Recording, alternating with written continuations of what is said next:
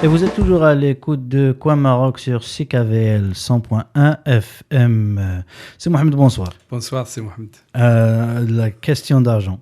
La rubrique question d'argent est là aujourd'hui avec un nouveau thème, un nouveau sujet. C'est comment acquérir sa propriété, c'est-à-dire comment s'acheter sa propre maison. C'est ça ce que tu veux dire? Exactement. La chronique d'aujourd'hui, c'est comment acheter sa propriété et en 6 étapes.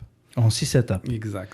Ok, donc c'est quoi la première des étapes? La première des étapes que je préconise à nos auditeurs, c'est de préparer leur bureau de crédit et la mise de fonds. C'est quoi la préparation du bureau de crédit? C'est de faire sortir leur bureau de crédit, de voir s'il y a des anomalies qui sont enregistrées sur ce bureau de crédit. Le pointage? Le pointage. S'il y a des archives de recouvrement, il faut les corriger. Des antécédents rouges. Exactement. Il faut tout ça avant d'aller à la banque. Okay. Il faut le corriger. Et ça se fait d'une façon... Par exemple, parfois, il y a des téléphones qu'on a oubliés, qui ont été avec telle compagnie. Donc, si ça sort sur le bureau de crédit, avant d'entamer la procédure, on corrige ça. Le deuxième point dans la préparation, c'est de préparer sa mise de fonds. Donc, si je décide d'acheter, je vais acheter avec quoi? Est-ce que j'ai l'argent en banque? Est-ce que je vais acheter avec mon RIA? Est-ce que je vais acheter avec un don des parents? Donc, ce point-là, il doit être déterminé en premier lieu avant d'entamer la deuxième étape, l'étape de la recherche. Et aussi d'avoir le budget. Ça veut dire que moi, comme personne, je travaille, c'est voilà mon salaire, je vais acheter à quel niveau? Tout ça, c'est le processus de préparation. Qu'est-ce que tu veux dire acheter à quel niveau? Par exemple, si quelqu'un gagne 50 000, normalement, il ne va pas opter pour l'achat d'une maison de 350 000, 400 000. Donc, ça va juste 50 000, on parle à 260, peu près une hypothèque d'à peu près de 100 000 $. C'est à peu près 4 à 5 fois son salaire brut annuel. Donc, la première des choses dans la préparation... Avec ce chiffre-là, tu donnes de l'espoir aux gens. Hein. Moi, je connais des gens qui ont plus que 50 000, ils ont acheté à 260, 280 comme ça, mais pas de 200. C'est ça le prix, parce que tu t'achètes... le taxe et tout ça. La mise de fonds et tout ça, donc tu arrives à peu près dans les alentours de 200 000 comme hypothèque. Ok. Quand on a fait cette préparation-là, donc la mise de fonds, puis on a établi le budget pour l'achat, puis on a corrigé toutes nos affaires sur le bureau de crédit, on entame la deuxième étape qui est la recherche de propriété. Donc, soit on le fait nous-mêmes si on a le temps, ou bien on fait recours à un agent immobilier qui va nous envoyer des propriétés dans des quartiers qu'on aime. Envoie-moi telle place, puis voilà les caractéristiques que je veux. Il va t'envoyer des dizaines de propriétés que tu vas sélectionner, choisir. De propositions, oui. Exactement. Et tu vas entamer les processus de visite avec lui. Donc, il va te préparer un calendrier de visite.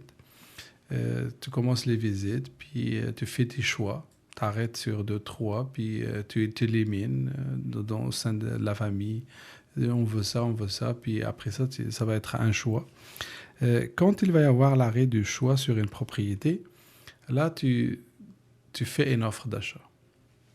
Ok. Ça, c'est tu proposes ton prix. Tu proposes ton prix avec l'agent selon tes moyens, oui. Puis, tu arrives jusqu'au budget que tu as terminé à la phase 1 qu'on avait dit.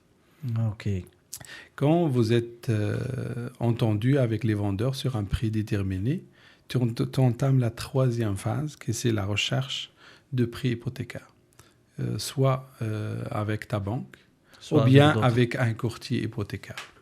Ce qui va nous donner, il va te chercher le meilleur taux, puis l'amortissement nécessaire, puis les paiements, est-ce qu'on inclut les taxes ou n'implique pas les taxes. Donc, toute cette paperasse-là, c'est soit ta banque, ton conseiller bancaire en hypothèque, ou bien ton courtier hypothécaire qui va l'entamer.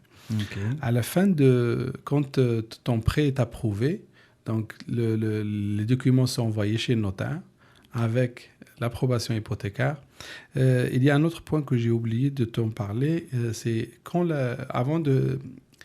au même temps que le processus d'approbation hypothécaire, l'acheteur fait après qu'il a choisi la propriété, il fait son inspection de cette propriété-là. Ah oui, ça c'est très important. Et il va faire ça, je conseille tout le monde de la faire parce que c'est le point de lance. Il y a ce qu'on appelle les vis cachés et puis Exactement. les trucs. Parce que pendant les rénovations, le propriétaire peut faire des rénovations qui ne sont pas à la hauteur ou bien qui cachent des problèmes derrière des faux.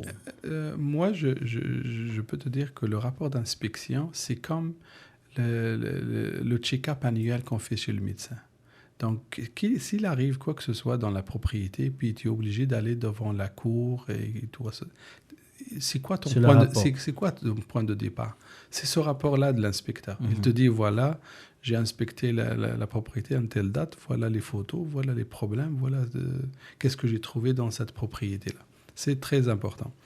Donc, quand tu acceptes le rapport d'inspection, puis l'hypothèque est acceptée, la banque envoie les instructions chez le notaire, puis l'agent des meubles ramène tous les papiers où tu as accepté l'offre d'achat et tout ça chez le notaire.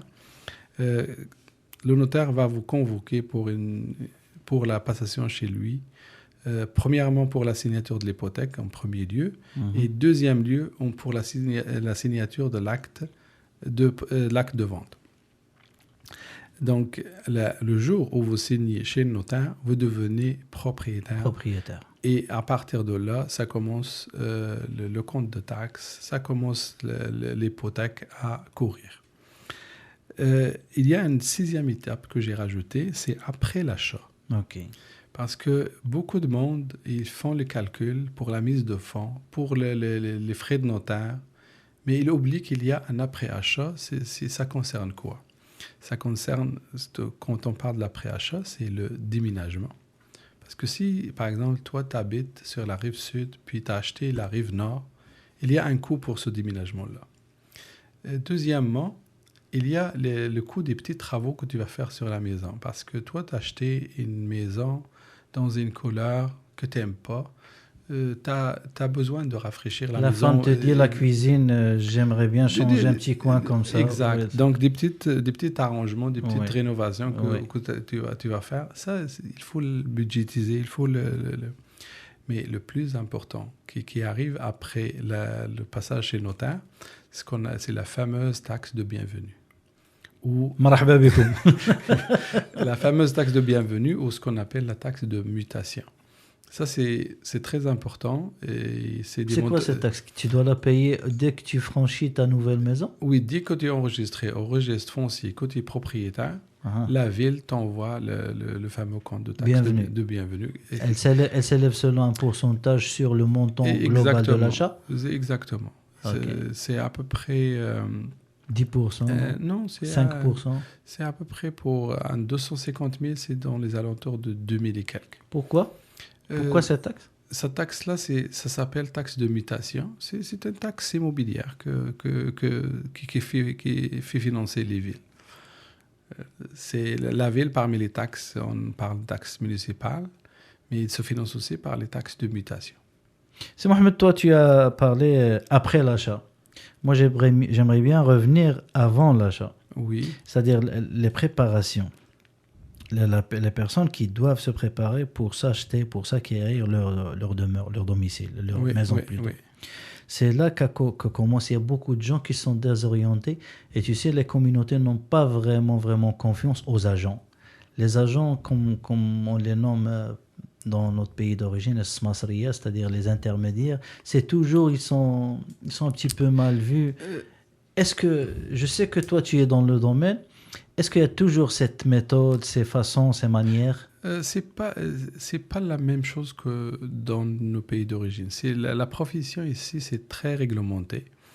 Et tu peux signer un contrat, et tout est établi dans le contrat, par exemple, avec un contrat d'acheteur, contrat de courtage d'achat, tu peux déterminer tout ce que tu veux sur le contrat-là. Donc, dès que l'agent déroge à un point que tu as déterminé sur le contrat, tu peux l'annuler.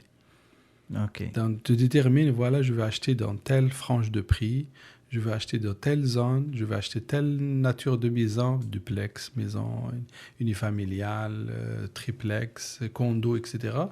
Tu détermines tous tes besoins, puis lui, il a qu'à suivre à la lettre tes besoins. Et le processus d'achat ici, il n'y a pas juste un seul intervenant, parce que je sais que c'est nous, il te ramène, puis c'est lui qui commande de A jusqu'à Z. Ici, c'est non. C'est toi qui initie le processus. Tu fais affaire avec l'agent, avec le courtier hypothécaire, avec le notaire, avec l'inspecteur.